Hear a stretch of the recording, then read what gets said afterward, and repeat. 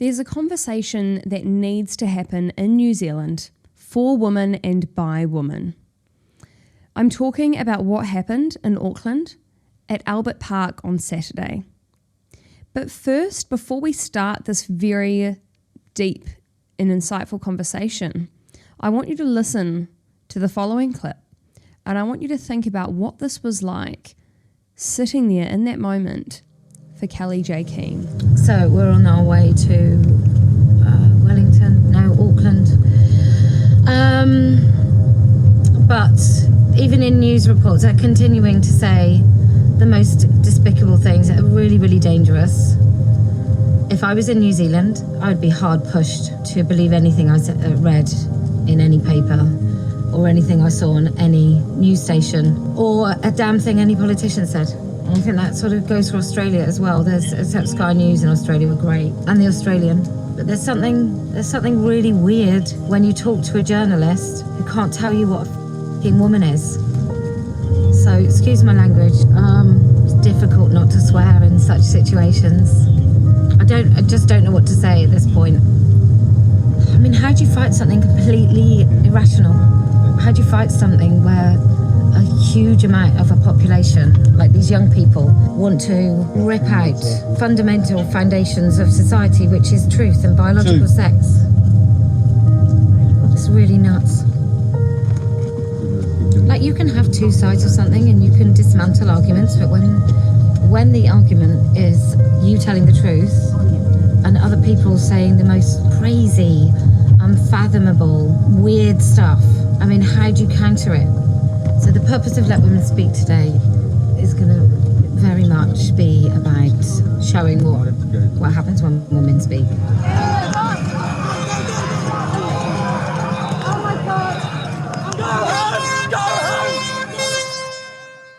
What happened on Saturday has now become an international story. It's a story about the woke agenda. It's a story about women's rights.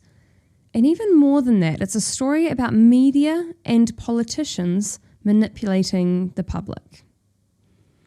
What we're going to talk about today is how it happened, who were the provocateurs, who laid the seeds for one of New Zealand's most shameful days. Where did it come from? Was this from the community? Is this what people really wanted to happen? For a woman to come from the other side of the world and stand in a park and then to be shouted down by an angry mob, is this actually New Zealand? Or was this seeded by our media to further the woke agenda, or our politicians to distract us from something far bigger? This was one of New Zealand's most shameful days. It was a day when free speech was put under the cudgel and smashed. So how did this happen? My producer Alistair and I have been reading, watching and investigating this week, and the show today will be focused around this. What made this begin? What made it grow? And what made it end?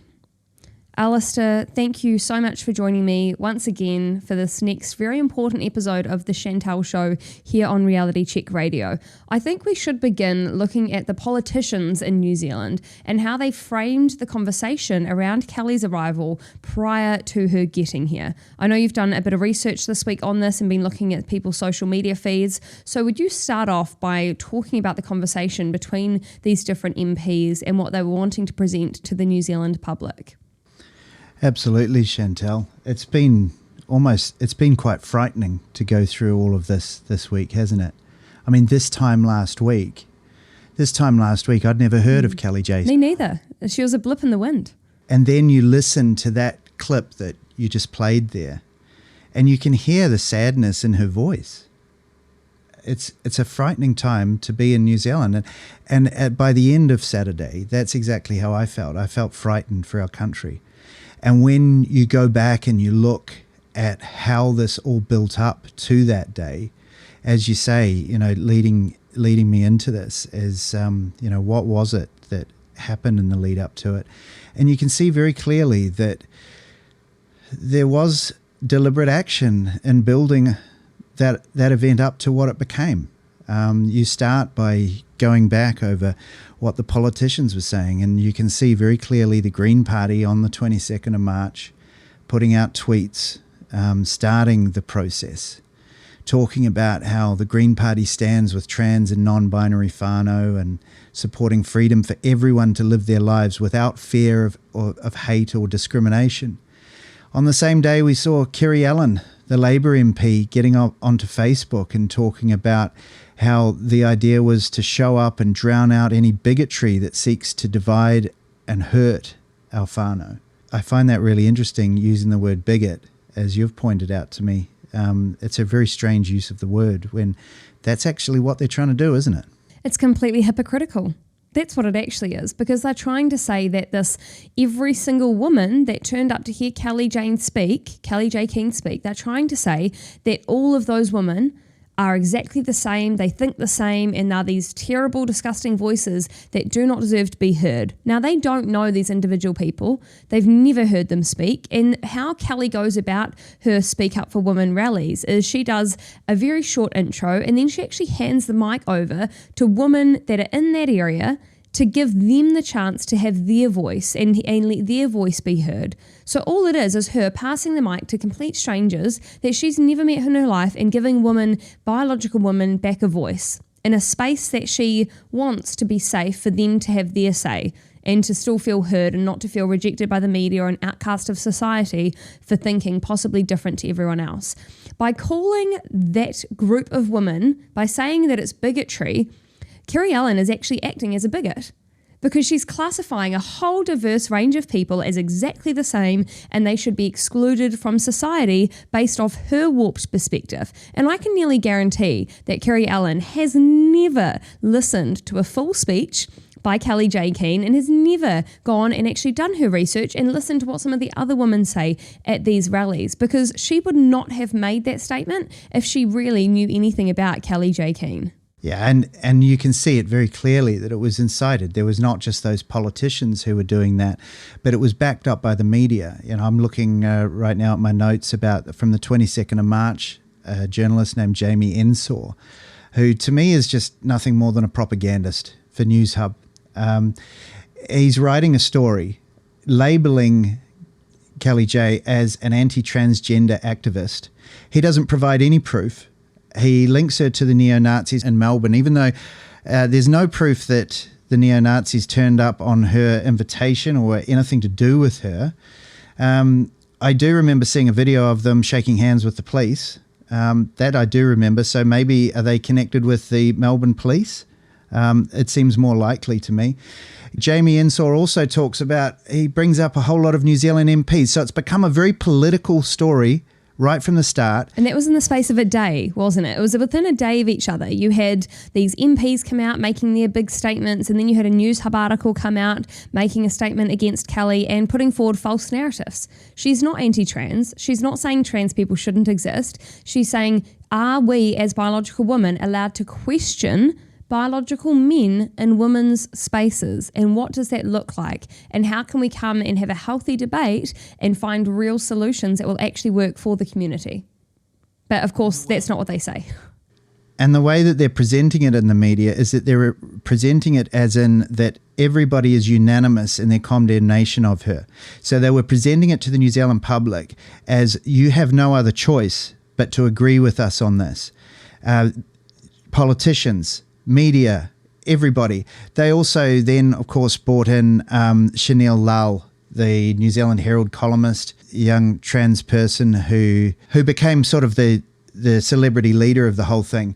And Chantelle was very active in branding Kellie J a neo-Nazi right from the very beginning. They had Chantelle on the breakfast show, and this is what Chantelle had to say.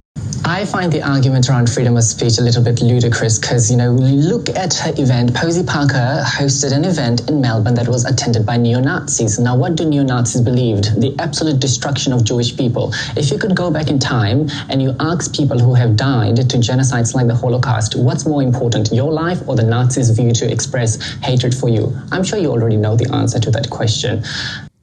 I think he doesn't know that the Nazis stopped freedom of speech.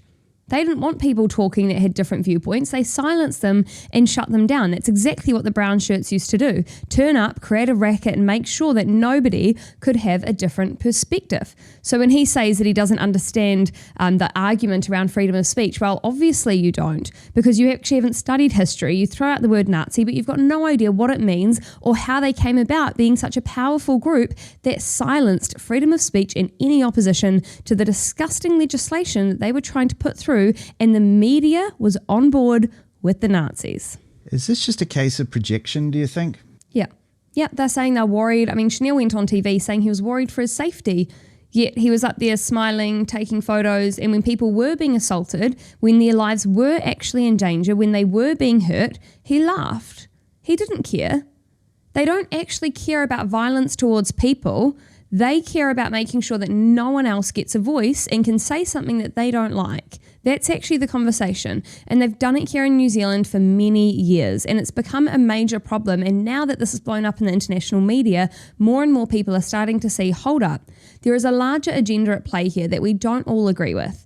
And I know I've actually got many lesbian and gay friends. And when I talk with them about this, they're saying there's a big difference between certain radical activists within the trans community and what the vast majority of the LGB community actually believe and agree with. And we see this playing out online in real time. I mean, you've got fully grown men, fully intact men that are making TikTok videos crying about how they're getting their first period and how it feels and pretending and asking you, how do I use tampons? Come on. Bro, you What? don't. You don't use them. You have nowhere to put them. But we are playing into this ideology that's gone so far that you've now got grown men trying to find somewhere to put tampons. I mean, it's honestly, it's absolutely insane, but we're not even allowed to say that. And then Chanel Lal, his big claim to fame is that he helped push through a piece of legislation that he claimed was going to stop gay conversion therapy. That's not what this bill actually is about. There's not been one case of anyone that has actually been convicted of gay conversion therapy. I think it was in 10 years in New Zealand. Someone did an OIA and they couldn't even find one case. So that's not what this was about. What this legislation that Chanel helped push through does do is it does say that if children want to identify as a certain gender and a parent tries to talk them out of it or get them therapy to try and say, actually, no, Harry, you're not a biological, or you're not a girl, you're actually a boy, then the parent can actually be jailed. So it's a gender conversion therapy that they're actually trying to make sure parents don't have the control over their own children, they don't get to look out for their own children, and they don't get to protect their own children from a dangerous ideology that tells them you need to take chemicals that we give to sex offenders and you should try and cut up every part of your body because you're not perfect the way you are, and so therefore you should change everything you possibly can to be some alternate version of you that's somehow going to be better.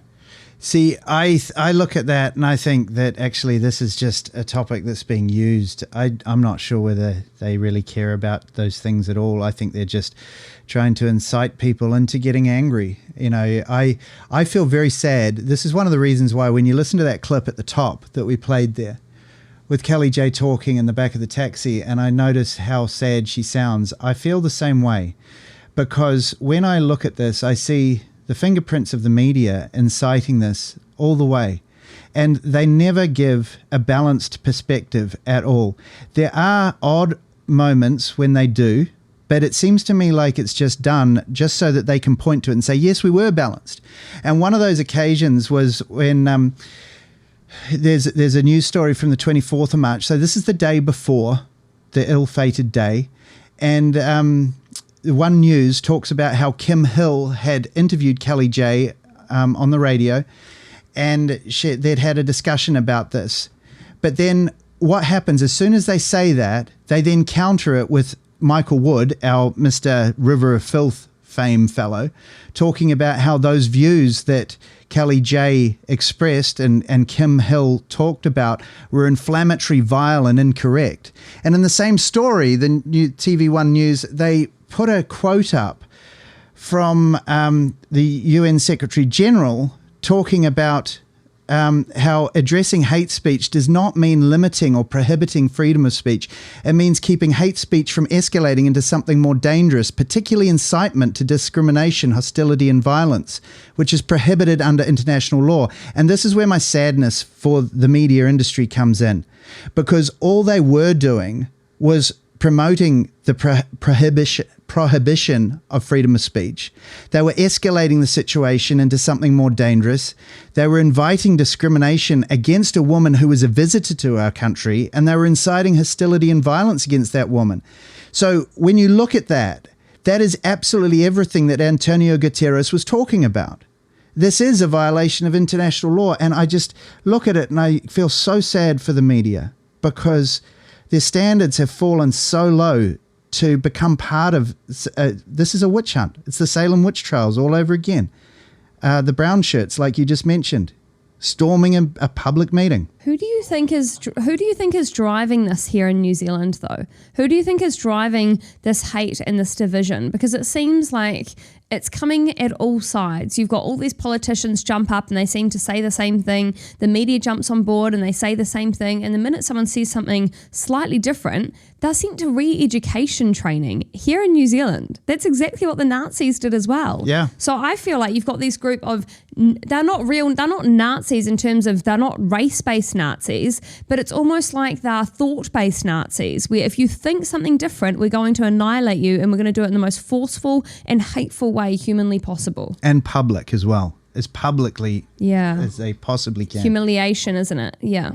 So, I just feel so sad for the New Zealand media that they've slipped to such standards.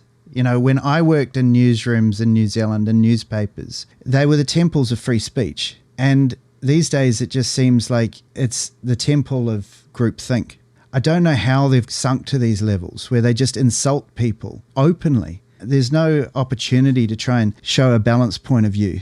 And so what that led to, I think a lot of us have seen the videos, but you've spoken this week to Olivia Pearson, who gave you a really good rundown of what it was like to actually be there, haven't you?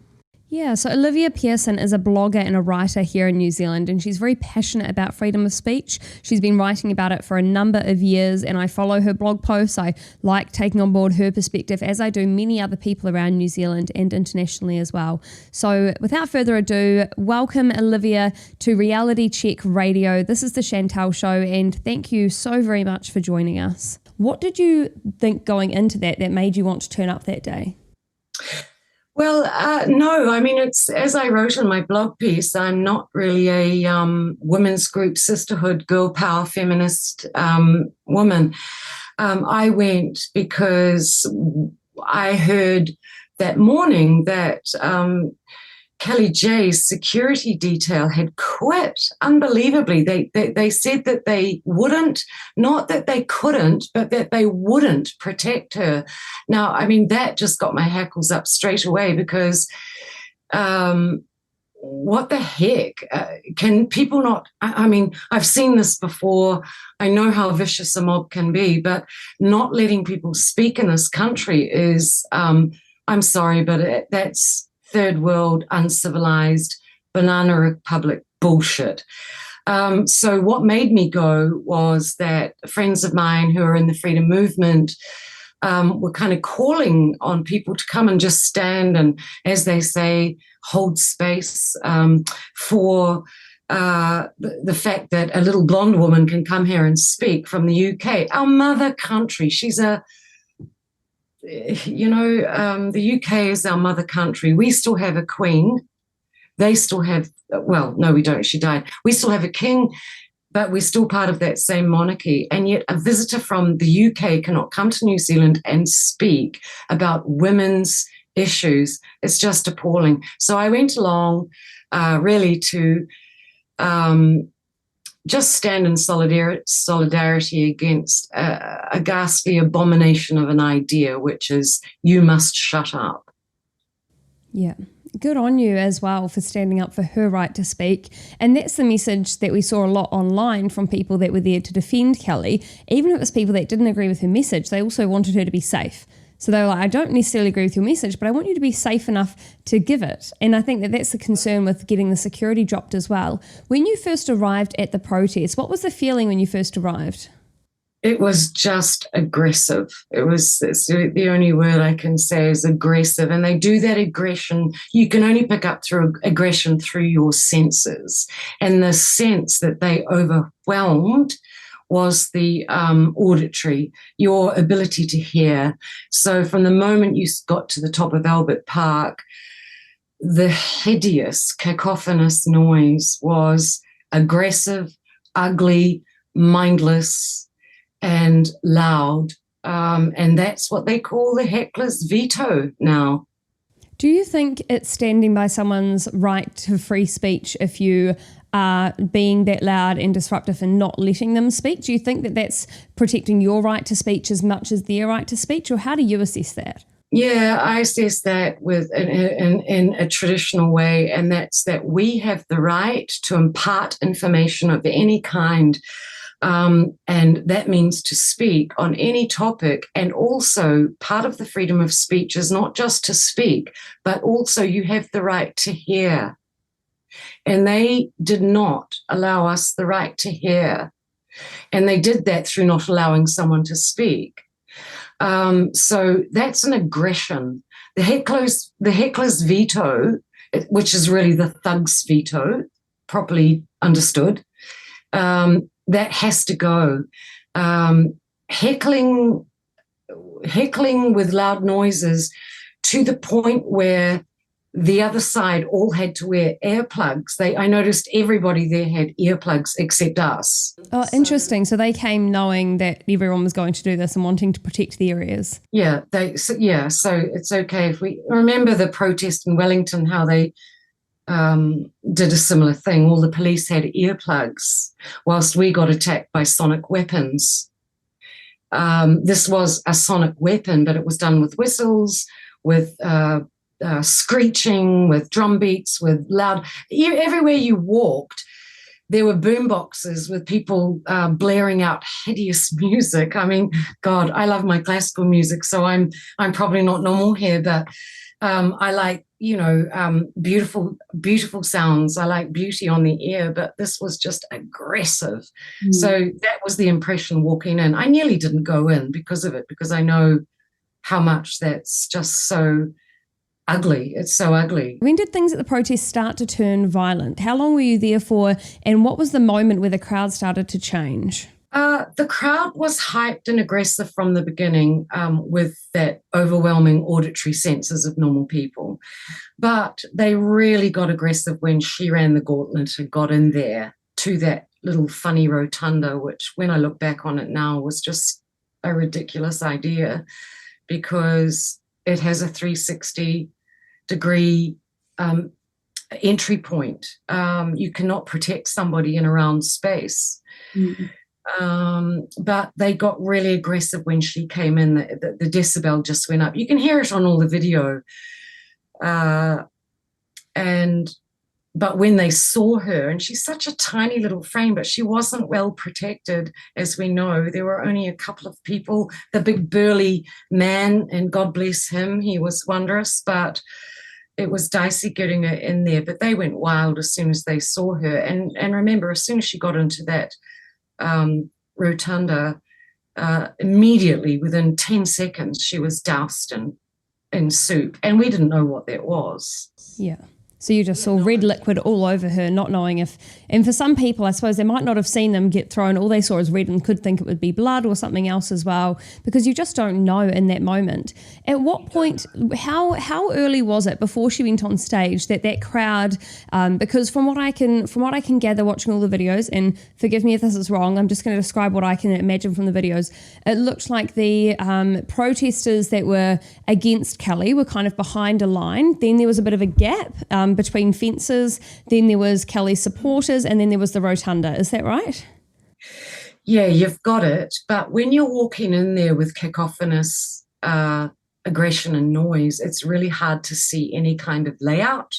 So I wasn't, when I got in there with my friends, we just made our way through the masses. and I saw this flimsy little gate with a couple of women and a big Samoan guy standing there with coloured jackets on, high-vis jackets. And I said, what do I do to get through the gate? And he said, well, you need to be here to hear her speak. And I said, I'm definitely here to see her speak, and so are my friends. So they let us through. Yeah. But it was a flimsy little, you saw how quickly it got destroyed. So where were the cops situated? As in, how many metres away from the rally would it have been that you saw a police officer? Nowhere. They were completely out of visibility. So whilst I was standing in that crowd, and when I went up to the gazebo and looked around from Kelly's angle and everything, there were no cops to be seen. In your blog post, you wrote about being standing next to an actor and seeing him be assaulted. Can you talk to me about that? Yeah, well, he was great. He was a stranger, but it turned out that he was Ross Campbell, wonderful actor, great face and presence, but he was just a stranger standing next to me. And I got shunted a couple of times by men in masks that were going, go home, Posey, go home, Posey, go home, that kind of stuff. And I turned around and looked at them, and one of them pushed forward and stood on my foot. And this guy, Ross, just in a gentlemanly way, said, hey, you don't get to come here and push women around and stand on their feet. Apologize. And this guy did actually say, I'm sorry. And I said, that's okay. And he was put in his place. But Ross was that kind of man. He was gentlemanly, and he was obviously there to make sure that the women around his person were treated well. So, yeah, he was just a protective force. That was just a decent, gentlemanly New Zealand guy that showed up. But what happened was that as they sought to run Kelly J out of that hideous mob, he went forward to help be a bodyguard around the women and the one big guy that was protecting her. But he got so assaulted. He was assaulted by, I think, about 7 people in the end, and one of them was a 7-foot, honestly, a giant, a planet of a man dressed as a woman and draped in that korowai cloak, which I thought he brought shame to, because he elbowed with his forearm Ross Campbell straight in the jaw. And I'm telling you, this guy was 7 feet tall. Wow. And why did he do it? Because it looked like the moment he did it, a lady grabbed him in a headlock, or what looks like a woman grabbed him in a headlock. So can you just run me through a bit more detail of how that actually went down? Well, we were just standing there, having people blast whistles and foghorns in our faces and ears. And suddenly they tried to get Kelly J out of there, her ad hoc security team.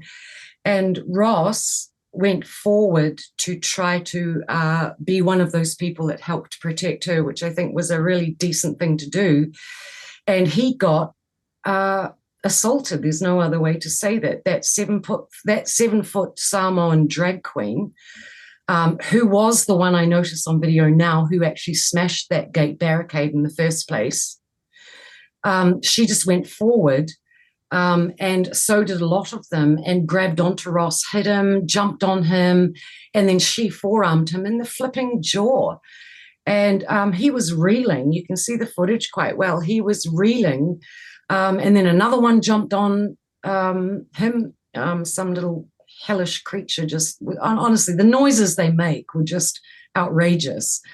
Somebody else described it as a zombie apocalypse, and I can say yes, that's how I felt. It was a mindless, no brain, just animal aggression coming at us, and they really went for Ross because he's got a real presence, that man, and they really went for him as a kind of target. Anyway, it doesn't matter because he's tough and he shook them off, but he got to Kelly J's women and Kelly J herself, and he took a lot of punches and spit and kicks. and liquid projectiles, and made sure that he stuck with that team to help get her at least to the police. And then notice in the video, the police suddenly come in when she's taken to them after them showing no presence. And they act all protective and get her in the car. And I'm really glad they did that.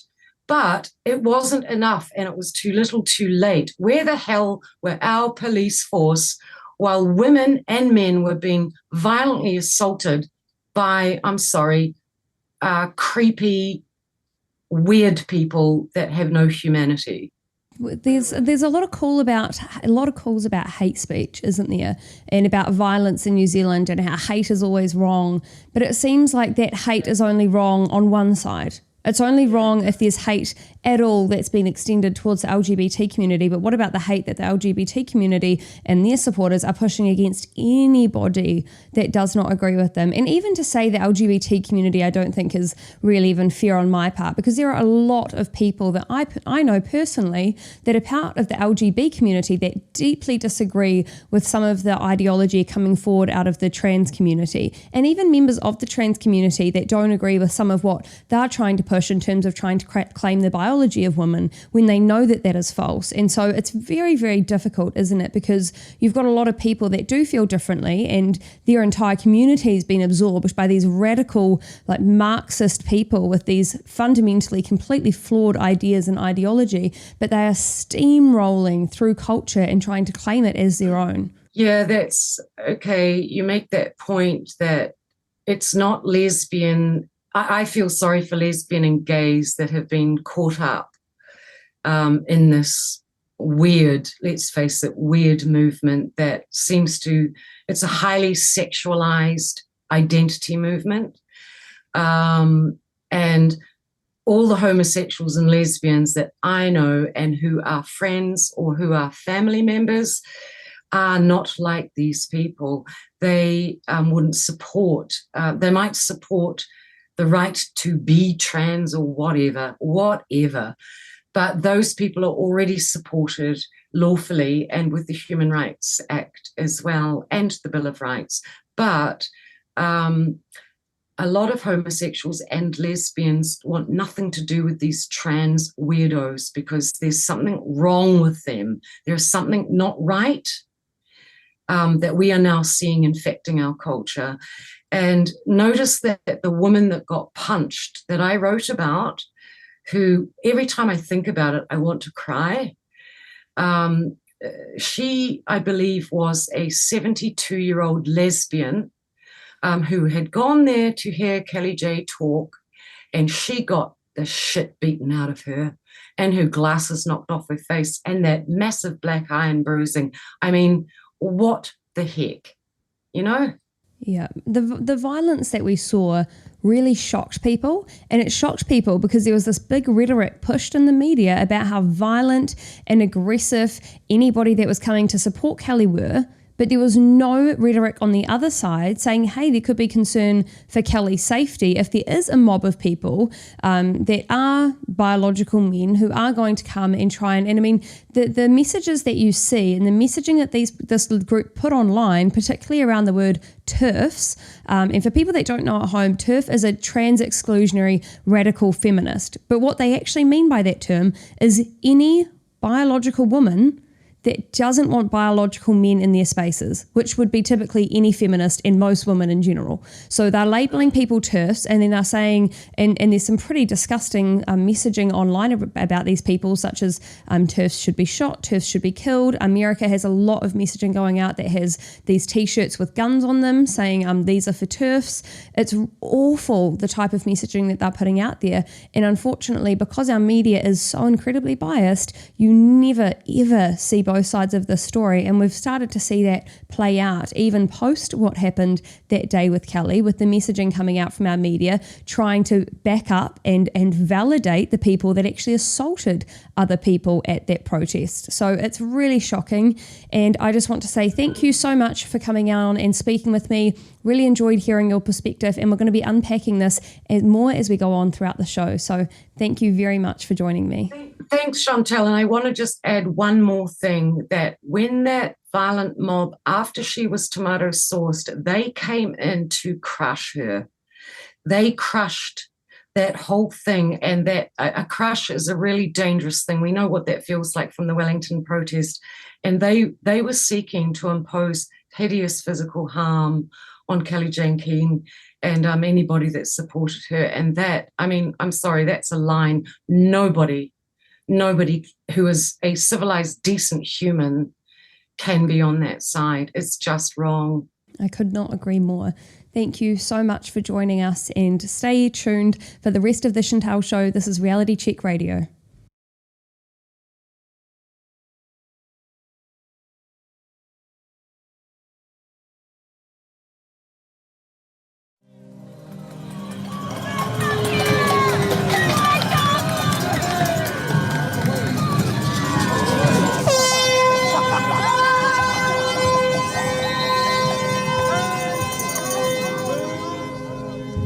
Press told me yesterday there's no issues, no one's talking about it. But when I talked to the press yesterday, I said, you don't want men in women's spaces, and the guy goes, how many cases of trans women in toilets assaulting women have there been? I just said, well, you wear a seatbelt every day, not because you're going to have a crash. It's just so, it's really, really insane. And I think because this beautiful country is sort of far removed from everyone, and has had some serious authoritarian things happening in the last few years. You know, you can do anything, right? If you can lock people up in their homes and you can force people to pretend that they don't know what a woman is, what can you do to that weak a population that's lost all power of thought and autonomy? Like, you can do anything.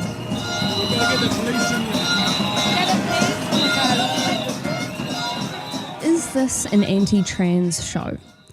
Let's have a discussion about it, because I personally don't mind trans people at all. I think it would be very difficult to be a trans person. I think it would be difficult mentally juggling that. I think it would be very difficult physically. I think it would be difficult with friendship groups and with community. And so I don't envy people that are going through that at all. I think it would be a very, very hard decision and hard action for your own life, especially given the current society today. I think it's never been better to be a trans person in terms of the support that you have around you, the groups that you have that you can turn to. But at the same time, it's never going to be something easy to deal with, to try and fundamentally change so much about who you are. But I am very against denying people the right to speak. And as Winston Peters said this week, you don't have the right to silence someone, but you do have the right to walk away. And this is a story about a safe environment for speech. It's what the trans community, under all the shouting, noise and violence, that was their message. And although we never got to hear it, it was actually Kelly's message as well. We no longer have a safe environment for speech. There is no middle ground for opinion anymore. And we can see clearly how that environment does breed real world violence. And I think we need to be very careful what we go and how we approach this, because just blaming the trans community for any violence is not accurate and it's not fair. It's not truthful. It's actually a culture. It's the cultural shift that's been endorsed by the media and the government, and it's the vast amount of propaganda. And that is what's actually to blame here. The real truth is that the trans community want a safer place to live. And then we need to eradicate the culture of incitement that has led to this event, because it's not just the trans community's voices who are the only ones that really matter in this conversation. It is the women's voices as well. It is a safe environment for everybody. What does that really look like here in New Zealand? So what happened that day that allowed it to become a day of silencing a lone woman from the other side of the world, rather than empowering women to have a conversation of different perspectives? It's sad, isn't it? Because we saw in Wellington when we were there for the protest that was an incitement of fear. This is an incitement of anger. It was all about division. Both of those events were about division. And you saw it just so clearly on Saturday. The way that mob, it just turned into a mob that lost control, didn't it? It was just a frenzy. It was people that had been whipped up and empowered into a frenzy. And it was interesting. So I think the comments about freedom of speech with the noise they were creating, like blowing whistles in people's faces and all of that type of stuff, I can understand the freedom of speech behind that. But I also think that you create a real problem for yourself when you are empowering a group of people to make so much noise that it drowns someone else that you cannot hear them. Because what it does, it's almost like a war cry. You know, it builds people up into this kind of frenzy where they think, I can do anything and I don't need to listen to anybody, because there's not one calm voice telling everyone, okay, all right, let's keep things settled. And I think that was a really big difference with the Wellington protest. Man, people went 22 days without retaliation to the police, 22 days of non-stop aggression by people trying to stir them up before people really reacted back when things got violent from the police coming in and trying to shut down the camp. And so I think the difference with these two scenarios that I see very glaringly is it only took this trans activist movement like 10 minutes before all of them cracked and they were rushing at people, grabbing people. That was a very short time frame, and I do think that the noise and the agitation level had a large part to play in people feeling like they were now empowered to go and to grab people because the noise was on their side. You know, going on to all the different Twitter feeds and everything, as we went through looking at that day, you see it in Chanelle spent a lot of time on Twitter on that day. In the morning at 8:02 a.m, he was promising that Posey Parker said Hobart, Australia was the worst place she'd ever been. I think we're going to one-up that one for you, he said. A member of Parliament, Golriz Garaman, the Greens MP, so ready to fight Nazis, she said, together with a photograph holding a sign saying TERFs don't speak for women. How is it that women don't speak for women? I don't get it. Well, it's because of the language that they use. Now, I think these people are expert manipulators when it comes to language. By using a slur term such as TERF, and TERF means trans exclusionary, radical feminist. So what they mean by trans exclusionary is it's feminists that exclude biological men. So it's feminists that believe in biological women, which historically has been all feminists. Except now there's a whole new wave of feminism that they say if you are a feminist that only believes that biological women's spaces should be preserved for biological women, you are now an exclusionary radical, rather than just a woman believing in women's rights. Because again, they've taken out the power of women. They're trying to say trans women are women. Now, I believe it's trans women are one thing and biological women are a totally different thing. And they need to be treated very differently. One of them is a biological man that's decided they want to be a woman and they're dressing up, they're doing different things, they're trying to be a woman, but you're never going to be a biological woman. And we need to be very upfront with people that you can't achieve a change in your actual biology. It's in your DNA. It's every part of a woman's being. You're not just going to achieve that by dress and a makeup and a surgery to try and put boobs on. That's not how biology works. And I think that rather than being honest with people, our society's at a point where everyone wants to be so caring and loving and open that now we're not even allowed to have that conversation in case someone's feelings get hurt. But the reality is we need to look past that and we need to go, okay, but there's real facts and data here that need to be talked about. But women, somehow, our rights don't matter if there's now a biological man that wants to take women's rights. Apparently that matters more now to society. And it's funny because there's been all these conversations about, fight the patriarchy, smash the patriarchy. And yet in the last 2 years, the patriarchy is just laughing at us. Women don't stand a chance against biological men in sports. So these men that previously have been okay at sport but not great, they are now coming through taking women's scholarships and winning women's sports and getting the sponsorship for it. It's absolutely insane, and we're not allowed to talk out about it because then you're a hateful bigot rather than someone that's using your common sense to go, there's something off with this situation.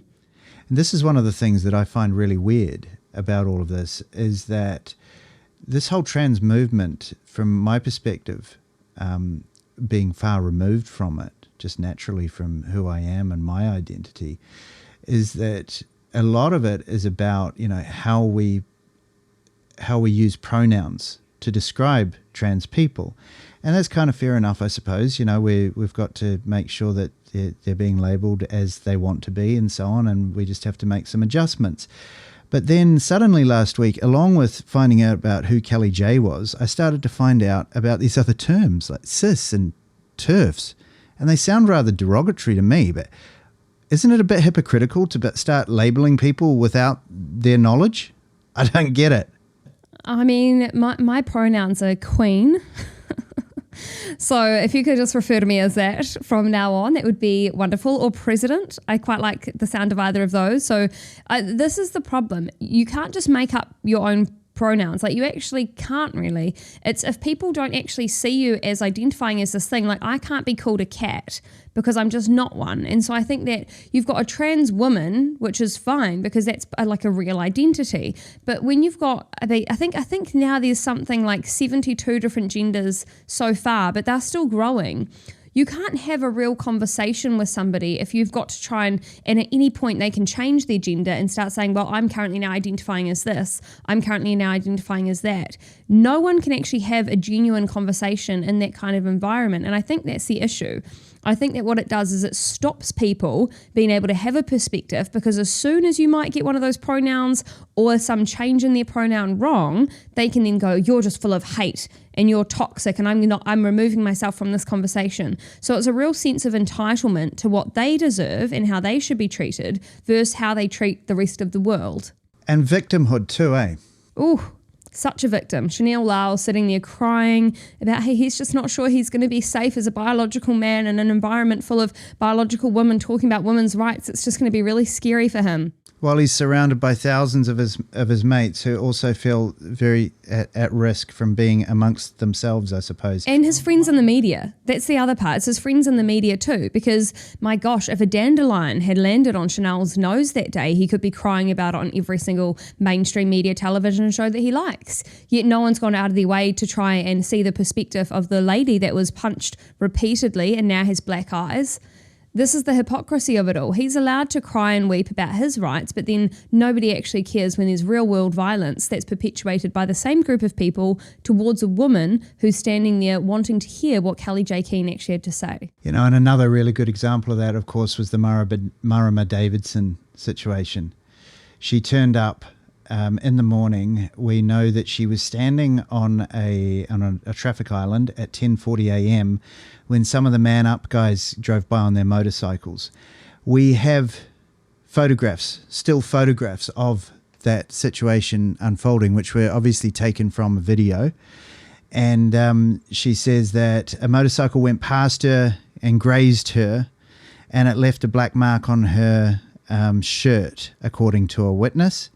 The witness also said that they asked her if she was okay. She said she was fine. They asked her if she wanted to go to the hospital. She said, no, I don't need to do that. And we also have video and photographs of her at the protest, joining in on the chanting, also in the rotunda after Kelly J had left, shouting, yelling, smiling. We can see very clearly in those videos that she was very happy at that time. We can also see the little black mark on the shirt. I know that much. But what we cannot see is any sort of injury. And so she was supposedly injured at 10:40 a.m. Now, at 12:30, we had Hannah from Counterspin approach her along Princess Street as Marama was leaving. And I'm sure everybody's heard that recording and seen that recording, but it doesn't harm us just to listen to it one more time so that we can discuss this. Personally, I think this is all a distraction, but let's have a listen. Hey guys, Hannah here from Counterspin, former Green Party member. Can you just tell me, what did you guys think of Posey Parker being violently assaulted and having what looked like tomato sauce tipped all over her? We are here to reject the violence and hate of transphobia. We are here to raise love for our trans people and community above hate. And I'm so proud of the mobilising of people from across so many communities to stand in strong solidarity, because trans people are terrific. So you trans condone that violence? Taonga. You condone that Trans violence against people her? are taonga. Trans people are terrific. Trans people are true. Trans people are fantastic, and trans people are tired of being oppressed and discriminated. But they're not. I am a prevention and violence minister, and I know who causes violence in the world. It is white cis men. That is white cis men. Okay, but so who cause what is a violence in woman? the world. What is a woman? So trans are taonga. What's a woman? Trans women are women. Te ao Māori was never so boring as binary. I am tangata whenua, and I say transphobia is not welcome here. Ka kite. It's not about that, Ka though. kite. What about... What did you make of that, Chantelle? I mean, I find it very entertaining that later when she released her statement, she said she was injured and got her words wrong and she wasn't quite with it. That's a woman that is very passionate in her beliefs, that is very succinct in what she believes, and obviously being grazed by a motorbike would be very scary. I've had a number of motorbike crashes. We grew up on the farm on motorbikes. It's not a nice feeling. It is painful, but that's when you're kind of trapped under a motorbike and you're actually hurt. That's very, very different to a small black mark on a shirt. And if you were then trying to claim that graze gave you enough brain damage that you accidentally were incredibly racist, I'm not buying it. Succinctly racist as well. Yeah, succinctly racist, and racist enough that even our PM has to come out being like, oh, but she was hit by a motorbike. I'm sorry, it's ridiculous. How do these people get away with openly lying and gaslighting the public time and time and time and time again?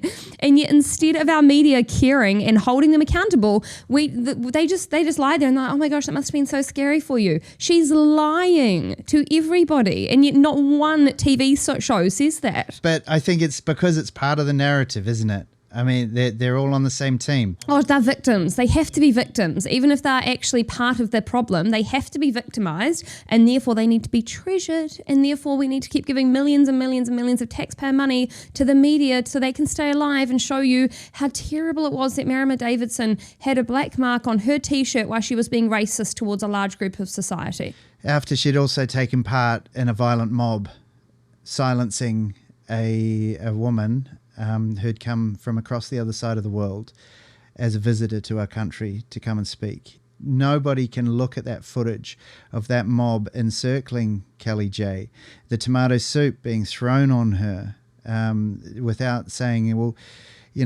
we had our former Prime Minister get up in front of the UN last year and say that words are weapons.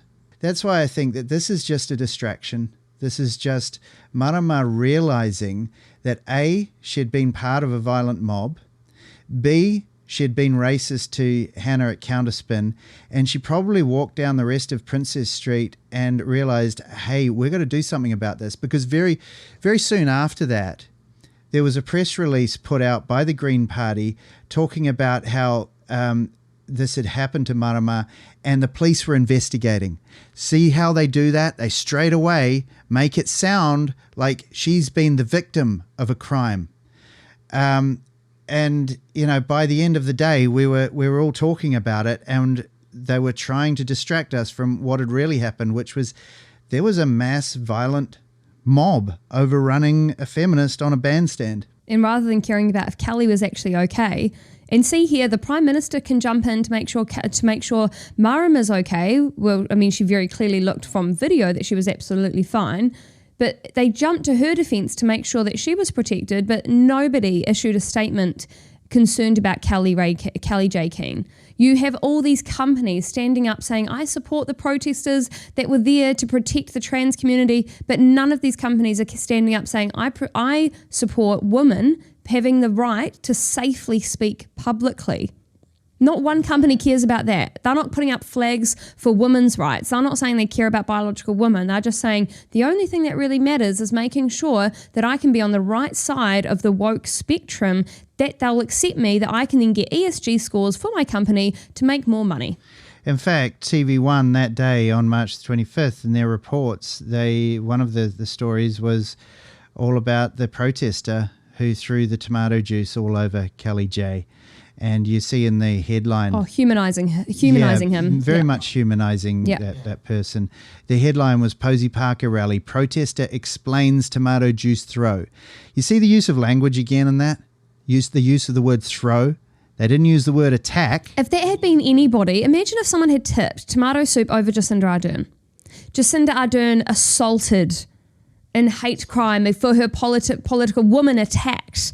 Female discrimination, misogyny is rife in New Zealand. You can imagine the headlines, but it's because it's a woman who's a 5'1" mother of 4, whose views they don't like. It's therefore, the tomato soup throw, and it's all, how can we humanize this person that assaulted a woman in real time, laughed about it, bragged about it, posted online incessantly about how we should all tomato juice everyone, and bragged about how it stood for the blood that she wanted Kelly Jane to feel. It stood for the blood. That's what the tomato soup was standing for, according to the person's own posts.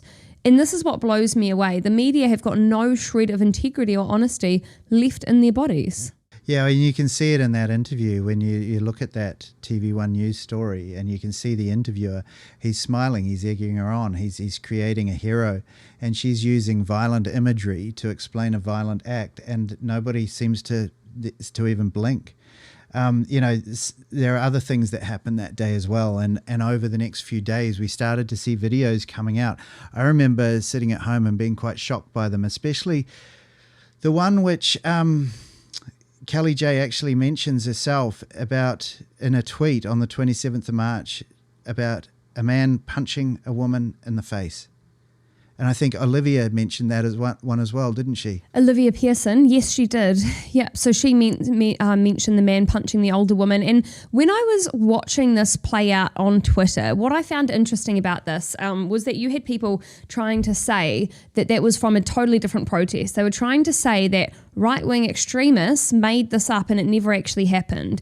And actually, people were trying to say this immediately. They were trying to say these weren't real protesters, this never really happened, and yet we've got the Instagram account of the drag queen that kicked over the fence and then assaulted the old man. We've got video footage of this man tackling the older woman, trying to barge the older woman before he starts punching her. We've got footage of the drag queen kicking over the fence and then getting everyone to come and follow them. I mean, you've got the very identification of these people, and I think that that's something that communities naturally, when something bad happens, they want to distance themselves from it.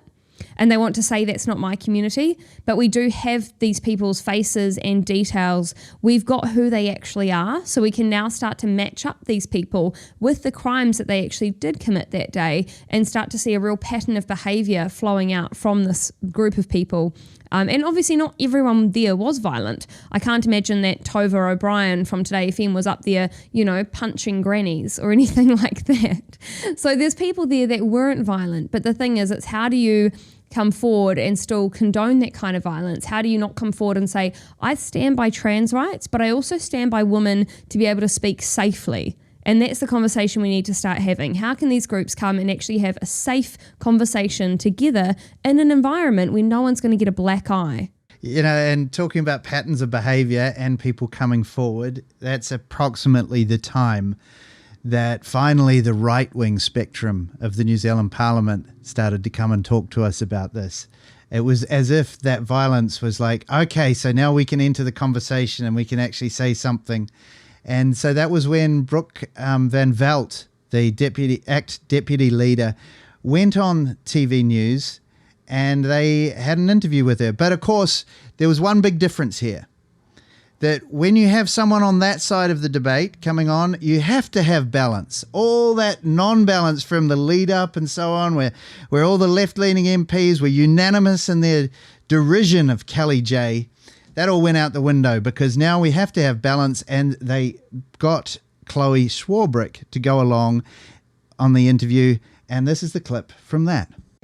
Controversial anti-trans activist Kelly J. Keen-Minshall, also known as Posy Parker, has fled New Zealand after chaotic scenes at her Auckland rally on Saturday. Thousands of New Zealanders turned up to showcase the values of inclusion, the values of love, and standing up against the spreading of hatred.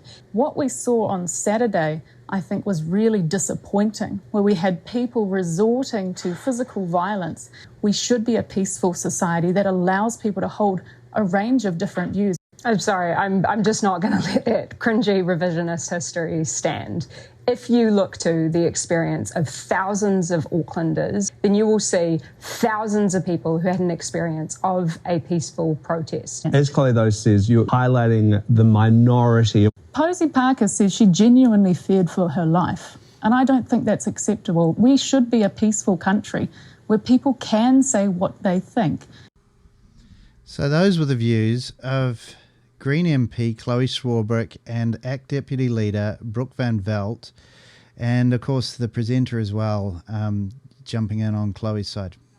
Can I just say something about Chloe's line there? Thousands of people had a peaceful protest. Yeah, the people that were violent had a great time.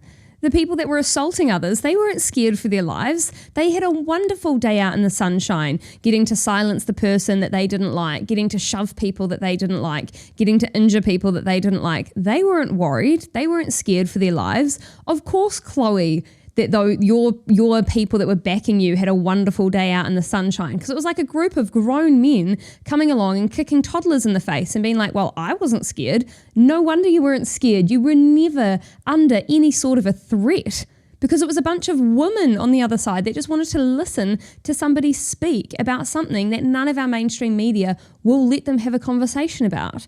And yet they're just gaslight and shut down and assaulted, and that's absolutely fine in 2023. Am I too cynical to note, though, that the timing of Brooke Van Velt coming on and talking about it at this point? Like, is the media realizing at that point that, oh, there was some violence, but we're going to have to explain it, so let's get a patsy on to talk about it and shout her down so that it still looks unanimous?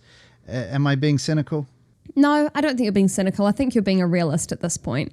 And people that notice patterns of behaviour within the media and can analyse situations, you can see the clear breakdown of the amount of bias that was shown in the lead up to Kelly being here, over the period of her being assaulted and other people being assaulted at the protest, and then the end of it. The clear bias is shown by the media of who they were happy to have on and speak, the voices that they were happy to give any kind of, I would say, kindness towards, because they were not showing any kindness towards the people that were actually harmed during that event. They just wanted to show kindness towards the ones that assaulted others and show why they needed to assault them. It's okay. It's okay to assault someone because I wanted to, because of XYZ. It's like, oh, great. That'll hold up in a court. No problems, babe. You do you.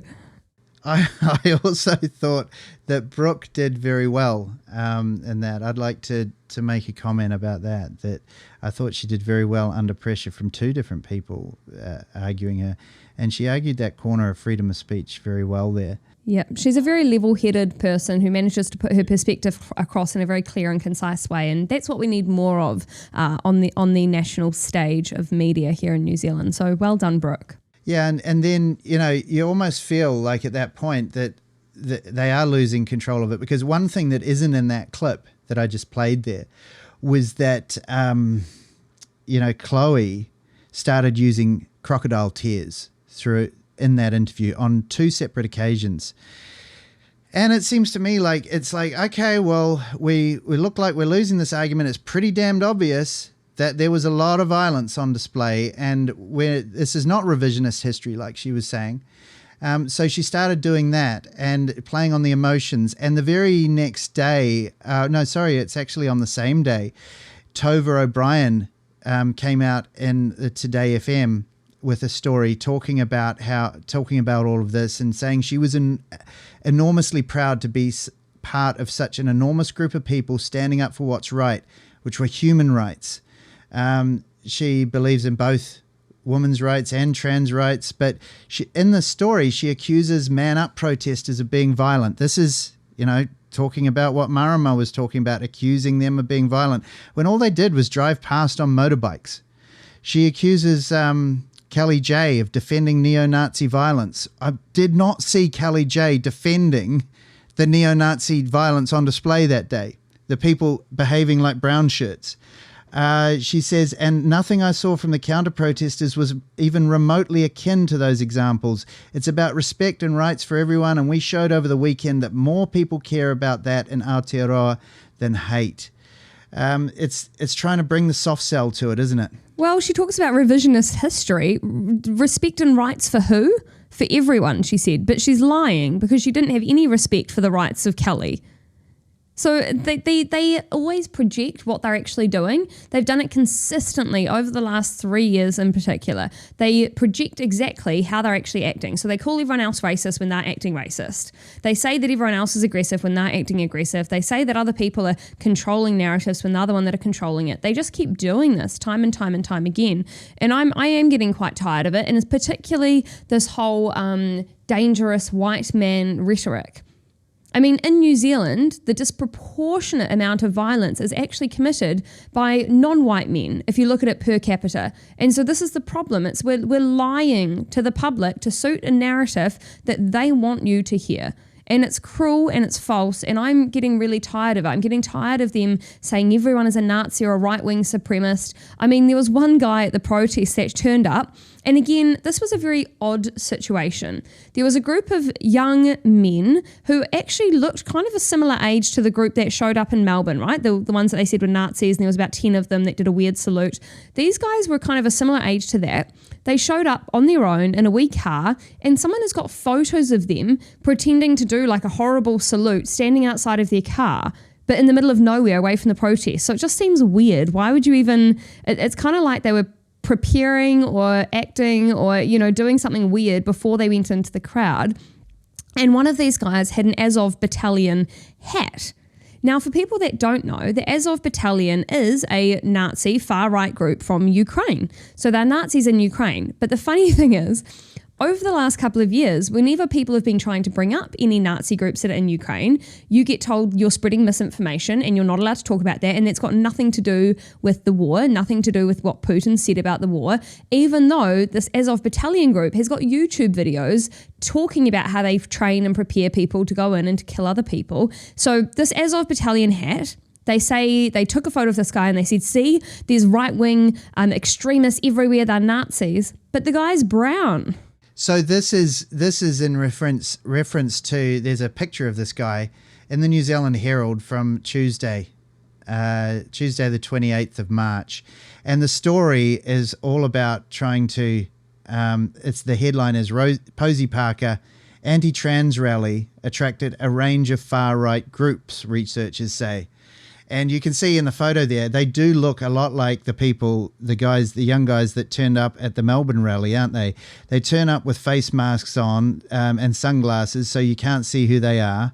The one guy with the neo-Nazi Azov Battalion hat is of brown complexion. So I'm not quite sure how we put him in the white supremacist group. But, it's the same old thing, isn't it? They go into this far-right activist thing, and they start talking about researchers. Apparently they had researchers who specialize in extremist groups in New Zealand. They start labeling everybody.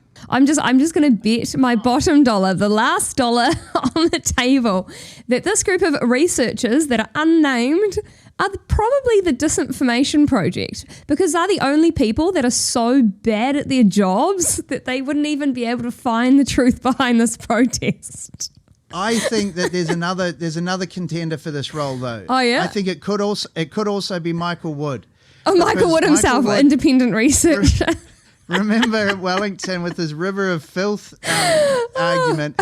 He pulled out absolutely every possible scenario of hate group that he could possibly find. He was calling us Islamophobes and anti-Semites, and I was just sitting there thinking, wow, we just solved the Middle East peace crisis on the front lawn of Parliament. Do you reckon he just Googled every single hate group or hate word that I can put into one speech, and like OpenAI just put in every single name, and he was like, perfect.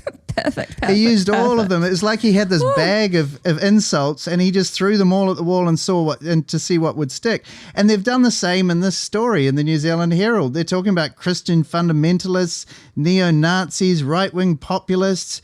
They even bring in Voices of Freedom, Counterspin, the New Conservative Political Party. It's like they just chuck everyone in. But this is the thing, because they are bigots. Everyone to them is the same, no matter how different each group is. But do you know the one group, and it's exactly the same as the Parliament protest, they managed to say all these different groups, but they couldn't say people that were anti-mandate, Like they really struggled to get that one point across, even though everyone's signs had it on. And they've done the same thing here. Do you know the one group that they keep not talking about? Who? Women. They keep forgetting women. the Nazis and far right and this and fundamentalists this. It's just women, babe. It was women that were coming to talk about women's rights. But because these researchers are so bloody terrible at their jobs, they can't even get the one fundamental aspect behind this movement actually correct. In the story, they even bizarrely named someone called Sam Brittenden. And the quote is... I've never heard of that person. Should I Google it? They quote him as a member of the white nationalist group Action Zealandia, who they say, and this is where it's bizarre, they say he was never charged with making threats against Muslims in 2020. Okay. So what does that have to do with anything? I'm not quite sure what it has to do with anything. And also, if he was never charged of making threats against Muslims, what does that make him guilty of? I don't get it. It's bizarre the way that the media are behaving towards this. And like we've just been pointing out, the scary part of this is that it is part of a pattern of behavior. And that's what what we're talking about today is all about that pattern of behavior, about tracing it all the way through and trying to figure out what is actually going on. And when you start looking at that, one of the scariest things that happens is you start to notice other things. And very sadly, on Tuesday, another story came up on our feeds, didn't it? And that was the story about a 28-year-old woman named Audrey Hale, who identified as a man and went by the name of Aiden, took 2 rifles and a handgun and broke into a Christian school in Nashville, Tennessee, and killed 3 children and 3 adults. And you start to see these patterns of behavior and how these, in this particular case, we're talking about trans people being incited to do awful things. Luckily, we didn't see any death here in New Zealand on Saturday. We're not trying to say that. No, not at all. But this did happen in Nashville. But we need to talk about hate on both sides, because the issue, and we've delved into this a lot under Operation People. One of our co-workers, Phil, does what's called the Intel Report, and he delves into the research that we're being presented here in New Zealand by people that are supposedly independent, and what drives it, what are the ideologies behind it, and why do we keep being presented a one-sided narrative. And that is very true here in New Zealand. And he breaks down the analysis of why we only ever hear far right, but you never hear about the far left. And unfortunately, this shooter was very radically far left. They'd done a manifesto, and they were targeting Christians. They went into a Christian school, they killed 3 children and 3 teachers, 3 members of the faculty, and it was a hate crime. It's a terrorist hate crime. If this had been a Muslim school and it was a Christian person that had gone in, or anybody else, it would be a terrorist hate crime. But because it's against Christians, they refuse to call it a hate crime, and they treat it like it was some random isolated incident. And I think that's the real problem here.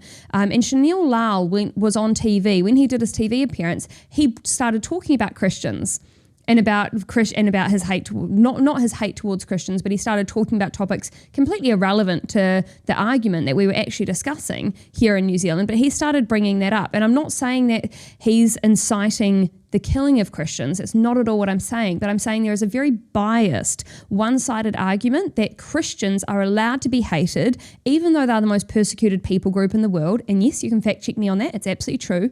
Christians are allowed to be hated, but other groups that hate Christians are to be protected. And I think that this narrative has to stop, because you've now seen the deaths of people and children internationally by a trans activist who would have been incited by media, by things that they absorb online, to really feel like it was okay to hate a group of people simply because of their beliefs. And that's the issue. You're treating people like they're all the same, and bigotry is fine towards Christians, but it's not fine towards everybody else. And the more we go through this story, the more that just it becomes apparent to me. But talking about that, I find this one really interesting. You've got an interview here with Ollie London. He's somebody who can give us a valuable insider's look at what's actually going on with that and how they're actually being manipulated. I'm going to speak now to Ollie London. He's a previous trans woman who has now gone through a gender transition back to his original gender of male, and I really appreciate the fact that he's taken the time to come and speak with me all the way from London. All right, everybody, you're listening to Reality Check Radio. This is the Chantelle Baker Show, and today we're joined by a very special guest, Ollie London. Now, he is the author of the book Detransition, and he talks about his journey from transitioning into a woman to trying to transition back into a man last year in 2022. Ollie, thank you so much for joining us and sharing your story. It's a real pleasure to be here. Thanks for having me, Chantelle. And you were attacked recently when you commented on the Posey Parker saga here in New Zealand by a trans activist, Chantelle Lal. How was that for you, seeing yourself be attacked, knowing the journey that you've been through?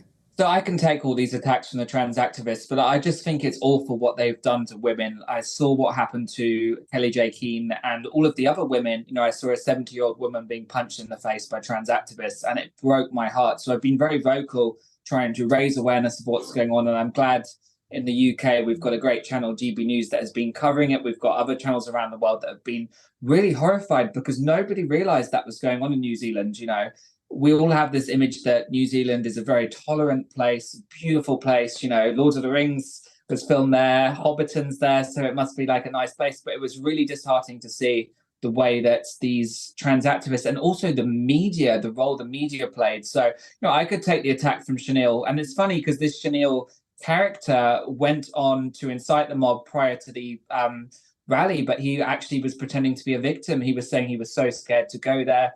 He was a victim. You know, these people are professional victims. They do it for attention. And the fact that he's pretending to be a victim when he incited a mob to violently assault women, and the women weren't even able to speak. They couldn't even utter a single word because of this. I just think it's appalling.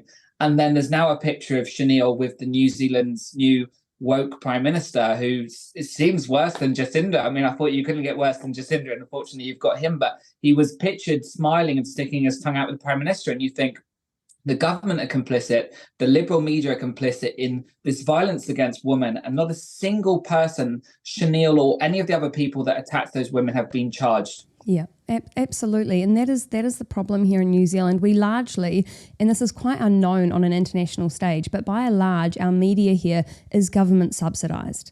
So the messaging that you're seeing coming through is the messaging that the government wants to come through. So calling Kelly a, anti-trans activist, which is a lie. She's a women's rights activist, and she's saying how there needs to be a place where both groups are protected, but women do need to be protected, and we need to look at that. That messaging of calling people TERFs and white supremacists, that's the messaging that the government does want the public to hear, because they are the ones that are helping to fund that type of messaging that's coming through from our reporters here. So it is very biased, very one-sided, and it's been very difficult for New Zealand over the last, I would say, kind of 6 years, and even prior to that, ever since Jacinda took office, and now we're seeing it again with Chris, which is her predecessor. We're having the same issues in New Zealand, and we're all trying to stand up and say, why can we not have logical conversations anymore? I would really love to talk about what happened with you and your kind of entry into transitioning. What was that like, and what really fueled that? Because looking back and reading through your story, it seems like there must have been a lot going on for you kind of on the inside to go through the journey that you have. Can you tell us a bit about that? Yeah, so there's a lot of factors that influence someone to develop gender dysphoria, which is the official medical diagnosis for someone that's transgender.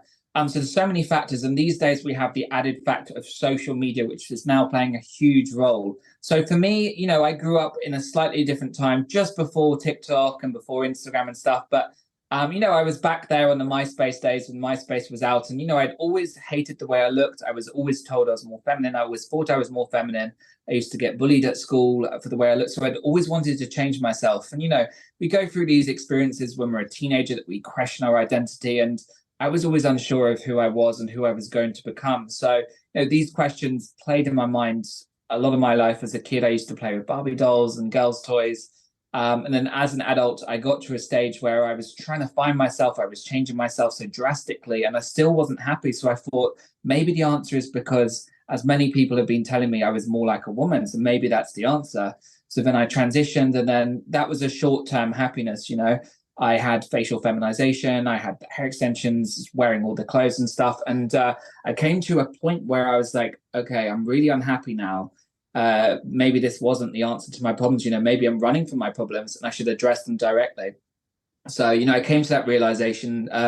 That was late last year. I've been detransitioning. I've wrote a book about the story. And also, I've really been researching what's going on in the world, because I've seen what just happened in New Zealand. I've seen what's going on in America with the healthcare system pushing kids to transition and from younger and younger ages. And it's really alarming. So, I've done a lot of research for my book talking about these issues. And, from my experience, I'm trying to speak up to help others. And unfortunately, as we know with the tolerant left, anyone that detransitions is attacked and vilified and discredited. So, they're always coming at me and other detransitioners that are speaking out. Yet suddenly, if you're trans, they support you, they praise you. The moment you decide to go against that narrative, they viciously attack you. And we see the way they treat women for simply demanding women's only spaces. I mean, how crazy is the world we live in, that women are being violently assaulted by men just for demanding their own safety? It's crazy. So that's what we live in. And, I've got through that stage, struggling with my identity. And now I'm trying to, warn and caution other people. There's been a lot of talk about the drugs that people are put on when they go to transition. Did you have similar issues with kind of a cocktail of drugs and medication that they wanted you to go on to aid your transitional process? So for me personally, I actually had a lot of surgery. So I had a lot of the facial feminization. So I had a lot of my bones shaved down, my facial structure changed to be more feminine, even had my hairline lowered. So I was lucky I didn't get onto the hormones and puberty blockers. But what we're seeing now is a lot of teenagers being prescribed these. And we have in America, some states have now made it illegal. And there are trans activists that are on Instagram and TikTok promoting to these kids how they can get access to these drugs illegally. And, when someone takes these hormones, it really changes the body. So if a teen takes these hormones, if they're a female, their muscle mass starts to change. So they start to develop masculine features, their hair growth changes. But the real issue is there was a Canadian study recently by a doctor, Dr. Bradley, her name was, and she was the pioneer in Canada for gender research. She opened a clinic around 1975, so she's performed thousands of transitions on teens. And she has now done a study and actually said we were wrong to prescribe hormones to kids because it actually affects their bone growth. It affects the bone density. It can also cause heart issues. There was a study in Finland which found that teens that take long-term testosterone or estrogen have a higher risk of having heart palpitations, heart attacks, myocarditis, and other health-related issues. So, the research is coming out there now.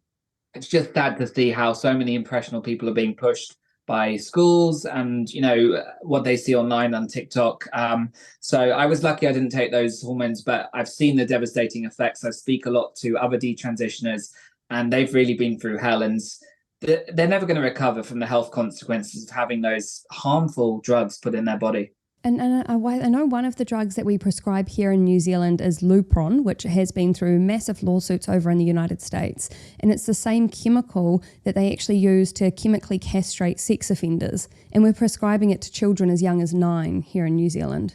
It's just insane. I mean, the fact that they're prescribing that and the fact that we're using it to castrate people, because they are castrating children, they're sterilizing children. A female to male transition, they cannot have children. They can never breastfeed. And, when they're a teenager, they don't realize that these things are going to affect them in adult life. As a teenager, you just want there and then, you want a quick fix solution. You don't even think about the future. You don't know about the future. So the fact that their doctors are doing this, castrating children, is literally like a horror movie. I mean, we've seen so many detransitioners share their stories. They've had double mastectomies.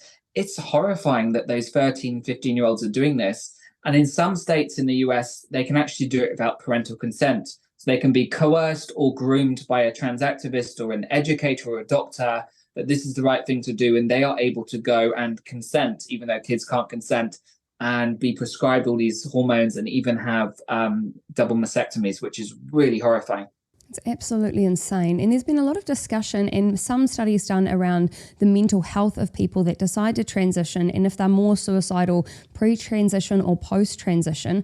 Do you have any kind of personal insight into your mental health around wanting to transition and if it's been better beforehand or after? Like, how do you see that flow? Do you think that any of these studies are accurate in their comparisons? Absolutely. Again, the Finnish study I mentioned earlier, it was done at the Tampere University, which is one of 2 gender clinics in Finland. the research there found it was about 70 to 80% of teens that had gender dysphoria had other issues. So some of them had schizophrenia. There was a high link with autism, bipolar disorder, and there was also a high link of children with depression and suicidal tendencies that were then being diagnosed with gender dysphoria. So it's almost like all of these other issues they're struggling with are completely overlooked when it comes to these gender clinics. They cast it aside and they say, it must be because you're in the wrong gender. That's the answer to all your problems. So there really is a mental health crisis. And the vast majority of these cases we see, the Canadian doctor, Dr. Bradley's study, that also said about 83% of boys, as they get into adulthood, they stay with the gender they were born as. So, a lot of these kids, they're not going to change their gender when they grow up. So the fact that we're offering these kids that have many mental health issues, we're offering them this quick temporary fix, it's not the solution to their problems. It's really, really harmful. And I struggled as a kid with depression, body dysmorphia, gender dysphoria. So, every single person that transitions is struggling with something or another. And far too often, these doctors are ignoring all of that. We saw in the Missouri Gender Clinic in St. Louis, it was exposed by a whistleblower. We saw the same situation where kids had a lot of other mental health issues that were being ignored. The doctors didn't even acknowledge them. They fast-tracked these kids onto a hormone course, which, once they leave the hospital, they don't check up on these kids. So when you see the data saying there's a very low detransition rate, it's because they don't check on these kids. They don't care about these kids the moment they leave that hospital. In New Zealand, that same activist, Chantelle Lal, actually put forward legislation that has now been adopted in New Zealand, and it's against, they say it's a gay conversion bill, but it actually is a gender conversion bill. So if your child comes forward and says, "Mummy, I think I'm a girl," if you don't honour what they're saying, if you don't accept what they're saying, if you say, "No, you're Harry, you're a boy, it might be a phase, just work through it, we'll get you some mental health help." If you try and do that, then you can actually go into jail. You can actually be jailed for that, for a parent that doesn't want to confirm your child's so-called gender identity. I mean, that's absolutely crazy. I've been testifying in Washington State in the US, and they actually have similar bills. So I was testifying against a bill that was going to allow the state and social services foster care to take kids from their parents if they wouldn't affirm their gender.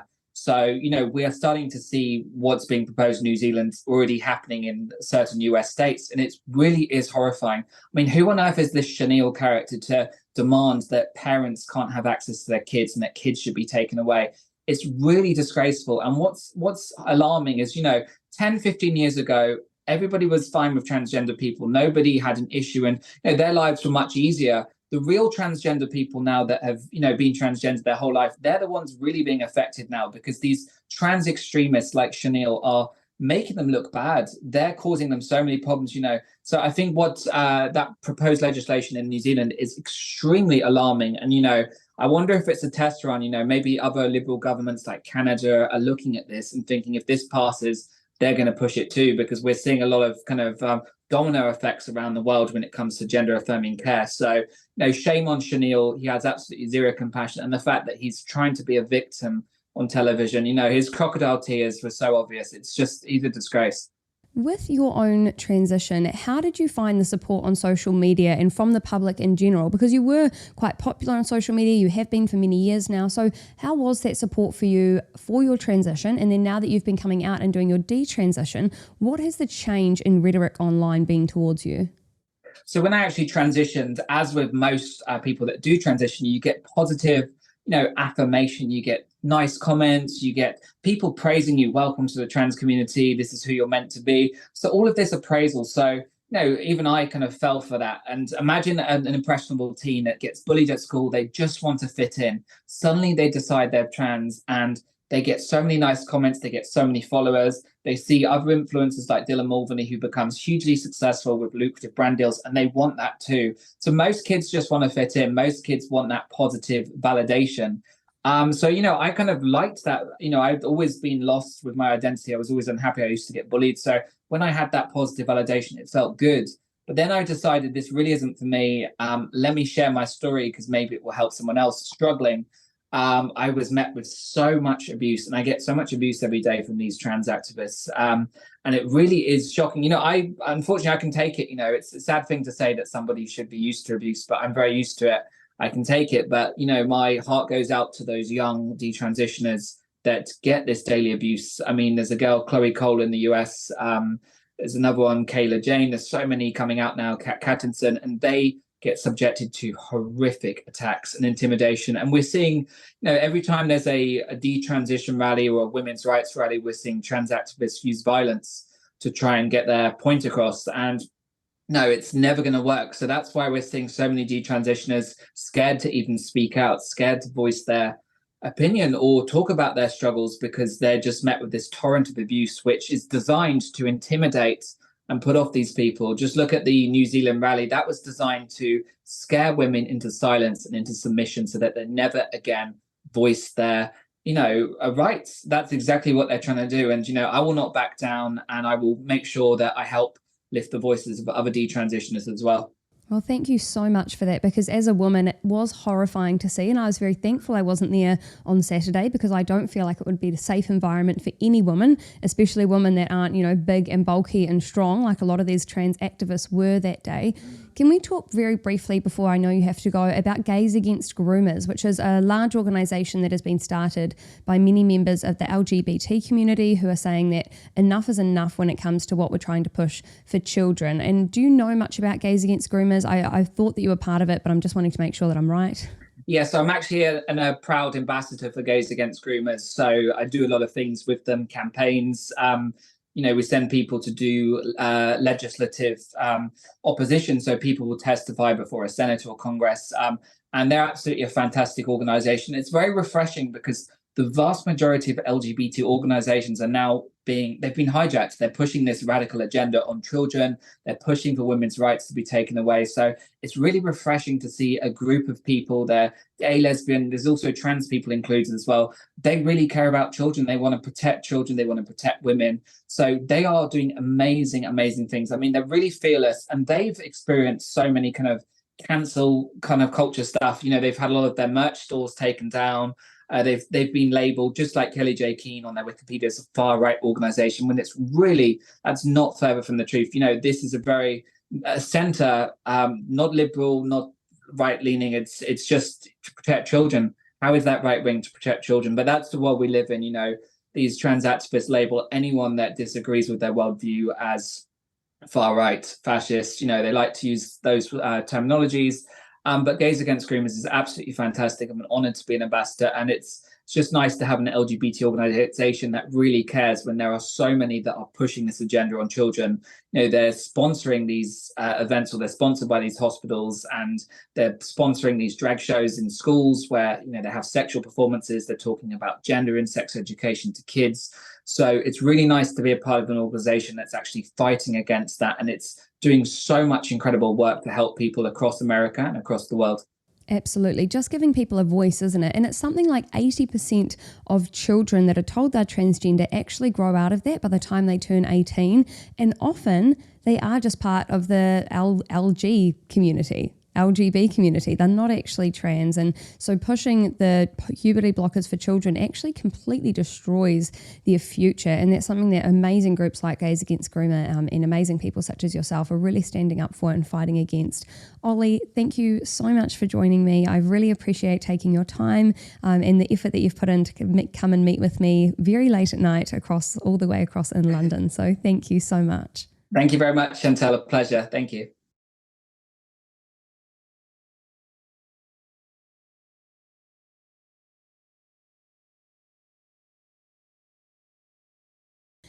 Welcome back to Reality Check Radio. You are listening to the Chantelle Show, and today we are talking all about the Kelly J. Keane incident here in New Zealand. So next up, this is the final piece to our show, and it's all about what really went on for Kelly and giving her chance to have her say. I've genuinely never felt so unsafe in my life, ever. And I think part of that is how terrified I am for women and children in New Zealand and young men, you know, because they're all being lied to on a mass scale. It's proper heartbreaking. These angry kids, whilst they're angry at us, they're not angry at their governments. They're not angry at global corporations who are taking over everything undemocratically, unelected, powerful people stealing these kids' futures, and there is no sustainable economic growth anywhere. While the West do this, Russia and China grow ever stronger, and we're all squabbling about this.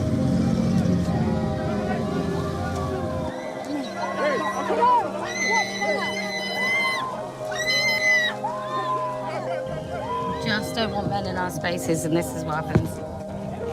One of the women got punched in the face. She got a black eye.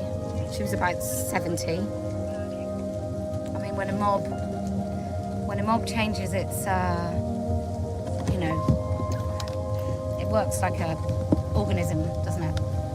That once they start getting really angry, it just builds. I'm gonna end the live stream because we're out of the mob, and talk to you all later. How did we get from Me Too only a couple of years ago to this situation, Chantelle? The Me Too movement was driven by the media. And historically, when you look at any movement that gained traction, you know, in the, was it the 70s that they said the kids started protesting against the war? That again was driven by the media. It's never been that you've had these like young, ambitious people really come up with that much that was completely unique thought and then decided to create a movement based on it. A lot of it is the media telling people what to think, making it cool what to think, and then guiding them exactly where they want them to be. And that's what the media have done this entire time. The media did it with Me Too, and now they're completely able to flip that and say, oh, no. It's no longer trust every woman, believe every woman. It's believe every man that now wants to be a woman, because that's actually the intersectionality. They're more important because they're suffering from this and this, so therefore they trump you. I think we're being trained. You know, it's gaslighting. We watched something violent and quite horrible on Saturday, and then we spent the week being told that it wasn't. I'm reminded of something that happened during the Wellington protest when our mate Phil got eye gouged by a policeman up against the Portaloos. And when it was reported that evening, the newsreader stood in front of a video wall, and you could see in the video Phil being eye gouged by a policeman, and the presenter was talking about how the protesters had attacked the police. It was the most amazing example of gaslighting that I'd ever seen at the time, and now I've seen another one. This was complete gaslighting, and what is the purpose of gaslighting if it's not to just train us to not believe our own eyes and just believe what we're being told by the politicians, by the government, by the media? I think there's no better way to put it, Alistair, because we know that that's exactly what it is. You know, you didn't see, and people have loved to compare this particular event to the Wellington protest. And I laugh at that, because you've got the Wellington protest and the multiple Wellington protests that did happen against the mandates. And you've got the example of in the Kelly J. Keane protest, these men kicked over the fences, went towards people, they started hurting people. In the Wellington protest, someone kicked over a fence and everyone put it back up. You know, they were like, oh, that's a bit far. They're like, we may be very upset, but kicking over a fence is a whole another level that we're not prepared to go to. And then when the police would come into the Wellington Parliament protest, they would actually send security from the parliament protesters around with the police to make sure that they could get anywhere they needed to go and were really well looked after. That was actually the truth. And yes, people did yell at them. Yes, people were very upset, but you did not see people running up to the police, trying to push over the fences and trying to go up near Parliament. They just didn't actually try to do that. They just tried to say, I'm going to stand on this grass and I'm going to tell you that I'm very upset. And I'm going to do it peacefully for 22, 23 days. And could you imagine in those 23 days, if anybody had gone up to one of those policemen and poured tomato juice all over his head, how the media would have attacked that? You know, that would have been assault. Yet it took a number of days before anybody brought that up in the media here after the protest at Albert Park. the first person to talk about it was the National Party police spokesman, Mark Mitchell, when he called for a conviction. Make no mistake, can you imagine if any of us walked up to someone else and started pouring fluid over someone's head, is what he said. We shouldn't accept it, and it was absolutely an assault. And the last thing that we've heard about this is that the perpetrator, her name is Eliana Rubashkin, she's fled to Sydney.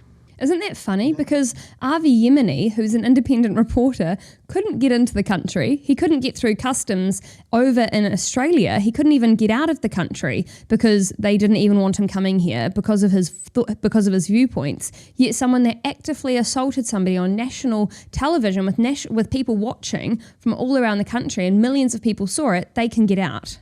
And then she was interviewed on national TV that night, remember, as well. So it wasn't as if we didn't know who she was and what she'd done. It was damned obvious. But there's another part to this too, that there's a glimmer of hope when you start to see that there are journalists who are actually waking up to the gaslighting. And one of those was Rachel Smalley. Her headline on the Today FM website this week was, I feel a very lonely voice at the moment in mainstream media. She went on to say that I'm pro-trans rights, but I'm also pro-women's rights. I believe one shouldn't come at the expense of the other, but I can't say that easily. If I do, the abuse rolls in and I'm called a bigot and a transphobic and a Nazi. Isn't that interesting? All of those words that we've just spent the last hour or so talking about, that they used to build this narrative over the week. Those are the words that she's using to say that's what she gets called if she says anything about it in the newsroom. She goes on to say the nature of the protest, the silencing of women, intimidation tactics, abuse, who victimized who. Both sides of this debate should be given an equal voice. She also then went on to say last week we saw a remarkable bias in mainstream media reporting. I'm really, really happy to see that Rachel is starting to wake up. This is what we've been talking about for a while. This is what lots of us have been talking about. And so I see a glimmer of hope in that. Yeah, that does give me hope as well, Alistair. And I think it's a real shame that Today FM has just recently been told that they are going to have their entire station pulled from the airways, which is a very dramatic thing to do considering the huge amount of money that MediaWorks poured into this station, and the fact that they did actually have some reporters that were saying something different to the mainstream media. I mean, they were very mainstream based, but there were a few things that they came out and said that were a little bit different. And notably, they were sent to some re-education training because I think they laughed about something to do with trans people's rights or something like that a few weeks ago, and then they've challenged things like something that Pharmac has said here in New Zealand. So their whole station is now being pulled from the air, and I just can't help but think, is it because of some of these people's views are slightly pushing back on the mainstream media? Is it just because MediaWorks don't have the money? And the timing of it seems awfully odd, right as there's been a huge amount go down with the Kelly J. Keane event, that all of a sudden this entire station is pulled from the airways. Or is it who Rachel Smalley was quoting in her story? She was associating. She didn't really quote me. She put up the tweet that I'd posted, but Kelly J. Keane had reposted that tweet as well. And I was just saying how I think the mainstream media are complicit in the violence towards the women. I think that's what I was saying. I'm just trying to remember my actual tweet itself. I don't remember the whole thing, but it was it's still up on my Twitter, Chantelle Baker, because I couldn't get Chantelle Baker in Z. Well, yeah, but let's be clear about this. Rachel Smalley, mainstream media, quoted Chantelle Baker in her story about feeling lonely in the mainstream media at the moment. She was reaching out to a member of the Disinformation Dozen. I mean, I love this word disinformation because honestly, I'm really struggling to find anything that I've been wrong about.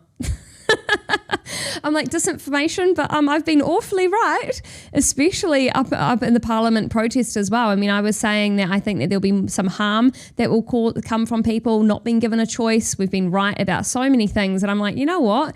I just think they love to use these words in a way where they know they're the ones that are perpetuating mis and disinformation, and then they can just blame everything else, and people will go along with it because unfortunately the public has very short memories. But I do enjoy it. I think it's relatively entertaining, and I think we'll see maybe some people from Today FM will want to come forward and talk about their experience in the media and how much the media has changed recently, because it seems like there's a real opportunity there with RCR growing bigger. There's people that are helping fund RCR that want to see it grow. And so I think that we've got opportunity here to go, you don't need to have a station where everyone agrees, but you need to have a station that endorses freedom of speech and the ability for us to have these conversations. And I personally think that that would be a really powerful avenue. I would love to see more stations that have totally opposing perspectives where you're not just being shown one side every single day. So yeah, I would quite enjoy that. I don't know if anyone from Today FM would like to come on and have a chat about their experience or about what they believe, and we can have a bit of back and forth dialogue. But I think that kind of concept is really powerful, and we need more of it. But why didn't the Greens MPs that were there at that protest against Kelly J. Keane, why didn't they try and stop the violence towards her or stop the violence towards any of the women? Why didn't any of the media, like they were sitting there and you see them on camera, they are laughing. They're giggling, they're smiling as they're seeing her getting attacked down beneath them. It's because they're not representatives of us anymore. They're activists. And that's one of the biggest problems with journalism as well. They don't see themselves as journalists providing both sides of the story anymore. They see themselves as activists. There was a study done recently in the United States where it's something like 3/4 of journalists in in the USA now believe that their job is to present activist stories, to be activists, not to be journalists. This is a real massive problem. Well, the one thing that I do get a little bit of, I do feel confident though, that we are going to come out of this, that we just need to trust in democracy. There are stories that come out, there are people join our side of this discussion every day. And one of those is Thomas Cranmer, the lawyer turned blogger, who has been putting out some incredible work recently. And he wrote about this week, talking about when ideology turns violent, the political and media backing behind the Posey Parker mob. I mean, that's exactly what we've been talking about all today. And when I saw this story coming out, I just thought, wow, we're not alone in the thoughts that we have. We've just spent the last hour and a half going through how the politicians and the media turned this cause into a mob and turned that mob into a violent mob. And he talks through it. He talks through about how there's all the different people that were involved, from Grant Robertson and Kiri Allen to the Green Party members who used their mailing lists, their political mailing lists, to get people to come along. Organisations like Auckland Pride and Gender Minorities Aotearoa. These are organisations which do great work. Don't think that I'm necessarily taking a swipe at them. They do great work, but they are also funded by the taxpayers' dollars. And so why are they part of this? Why are they part of the incitement? Why is our government funding far left extremism? And then there's the police. Where were the police during all of this? Why did they take so long to get involved? And we all know that they go around with these LGBTQ stickers all over their cars and everything. Are they taking sides? And I look at this story and he finishes it in such a great way. He says, this Labour government may not be able to organise housing or education or health or much else, but it can organise an unruly mob within days if it's necessary to defend its radical gender ideology and prevent people from gathering in the corner of a small Auckland park to discuss women's issues. And that maybe is the most shocking element to this outrage. It was in all respects a politically sanctioned and organised mob. Free speech was silenced and a speaker ejected from the country by political violence in New Zealand. They're extremely powerful words, and it gives me great courage to see them written, someone speaking out loud, especially a lawyer.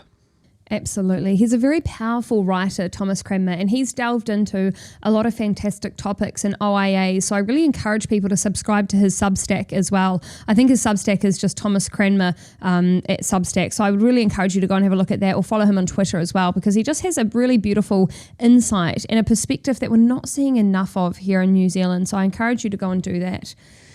So what is really going on, Alistair? Do you think that this is do you think the media jumping on board this story about Kelly J. Keane was just a random reaction to her being here? Or do you think they were using this as a tool to try and distract people from something else that was really important that was happening simultaneously here in New Zealand? I think it has to be, because I don't see any other reason for it. I mean, why would you create such division? It's, to me, you can see the fingerprints of it being cultivated all the way through it. So then what's the political attraction to this about dividing people? And the only thing that I can think of is that they're trying to distract us from something.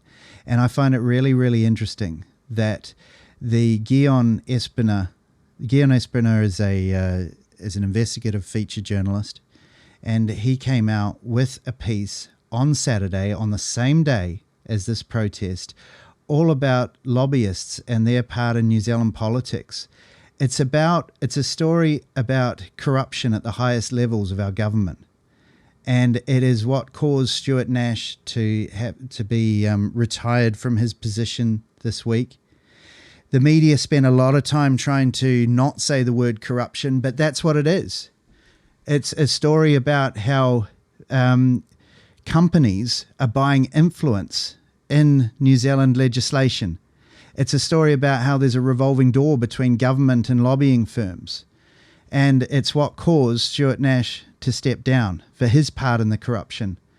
And I can't help but think that they knew that this story was coming, because just so you know, when an investigative journalist works on something like this, it takes months. It could have even taken years, I don't know, but at least months. And he would have been talking to the government. He would have been sending questions and emails and so on. And they would have been asking him, when are you going to put it out? And he would have told them. And to me, it just stinks that this was the reason that this happened last weekend, and that this happened to our country, this shameful, sad day. It could be something else. I don't know. This is my guess. When I read that story about the lobbying here in New Zealand, there's a number of things that really concern me. And one of them is this. The public official cooling off period before entering lobbying in Canada is 5 years, Spain it's 2 years, Germany and Australia it's 18 months. In New Zealand, there's no time. They don't have to have any cooling off period. So they can go straight from being a public official into being a lobbyist on behalf of a party immediately. And so you just think about the levels of corruption that can be sustained throughout that and the conversations that can have crossover without that. And you start to think, is our legislation genuine? Or is it just being pushed by major corporations that have a huge financial interest in particular pieces of legislation? Now, that is a non-partisan issue. People on either side of the political spectrum would be united with that conversation. They would come and they would say, this is actually a real problem. Do we want these multifaceted layers of potential corruption in our political system? Probably not. How do we go about addressing it? Now, if the media were to tackle that conversation head on, if that was to be talked about and that was to be broken down to the public and layman's terms, then you would see a unification of bipartisan views. And instead, we're not seeing that at all because the media are never discussing it. Now, when we say media, obviously it's just specific people, because RNZ did this investigation, which I think is a fantastic investigation. They've done a very good job. But as you mentioned, why is it that they don't start to do a whole breakdown of this? I mean, they can spend hundreds of thousands of dollars on taxpayer money breaking down what they perceive as the leaders of one protest, but they can't do a huge breakdown of the levels of detail or corruption within the lobbying system? Yeah.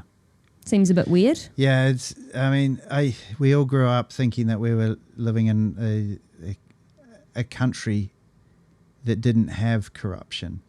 I remember seeing it for the first time close up when I was overseas, when I lived in Southeast Asia, and literally being asked for bribes from government officials.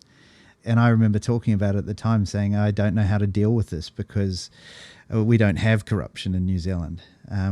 It's pretty obvious that there is corruption here now, and I just wonder whether all of what we've gone through over the last few days, this last week, has actually been to try and cover it all up. Well, the interesting thing is that this story does also centre around specific individuals within the left side of Parliament that became lobbyists and then went back to politics and back to lobbying. So you've got Andrew Curtin, who is the Chief of Staff for Prime Minister Chris Hipkins. He came into the role directly from the Trans-Tasman lobbying firm Enacta. Before that, he was the General Secretary of the Labour Party and a staffer for former PM Helen Clark. So Party Secretary, lobbyist, Chief of Staff, it's concerning. Then you've got Gordon John Thompson. He was the Press Secretary for former Prime Minister Helen Clark and for Labour leader Phil Goff before setting up his own lobbying firm. He then returned to act as the interim Chief of Staff for Jacinda Ardern for 4 months before she was elected. Then he went straight back to lobbying again. So Press Secretary, lobbying, Chief of Staff, lobbyist. I mean, it makes you question how much of Labour's legislation during that time period between Helen Clark and Jacinda Ardern was pushed forward by members that were working with lobbyists. So we've broken it down, haven't we, Chantelle? We've broken down the whole thing. We've had a look through it. We've relived the week. I'll be glad to put it behind me. What about you? Mate, me too. I feel like we've broken down more in this conversation than I've ever really thought about women's rights here in New Zealand, because it isn't something that we've had to be concerned about before. We just had women's rights because women fought for them very heavily back with Kate Shepherd. We had the women's first right to vote, and this is what concerns me about all of this, and these are my final notes on this entire situation. I feel like at the moment, our government, Labour, Greens, Māori Party, they can and the media can cherry pick outrage. They can cherry pick outrage depending on what suits them. Racism is bad unless it's against the white man, in which case it's absolutely fine and we'd never make you lose your job. Sexism is bad unless, of course, it's a biological man that wants to change sex, in which case he has to do whatever he wants. Violence is bad unless it's towards people that we don't like this week, in which case go ahead and go for it and the media is going to cover for you.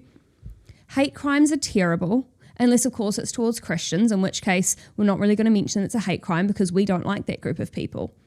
They can cherry pick whatever they want you to believe, and the public will suck it down hook, line and sinker because they're not taught to think for themselves and to think what else is going on here. This lobbying situation is a prime example of that. If this was a whole lot of national lobbyists, you can guarantee that this story would be front page on every paper. But because it's a lot of left-leaning politicians, they bury it. It's not really talked about. And I just want to encourage people to think a little bit deeper. Is your hatred coming from a place of true outrage, or are you being manipulated? Do you really believe in the fundamental rights for everybody? And in which case, are you actually going to back up what you believe and be honest about that on the main stage?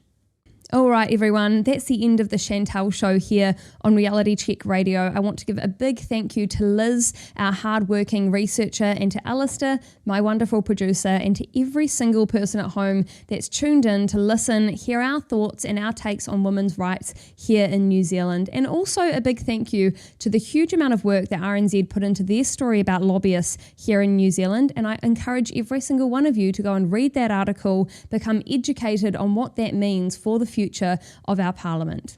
Have a really wonderful Friday afternoon and enjoy your weekend. Go to the pub, enjoy yourself, relax a little bit, and don't worry too much about women's rights over the weekend.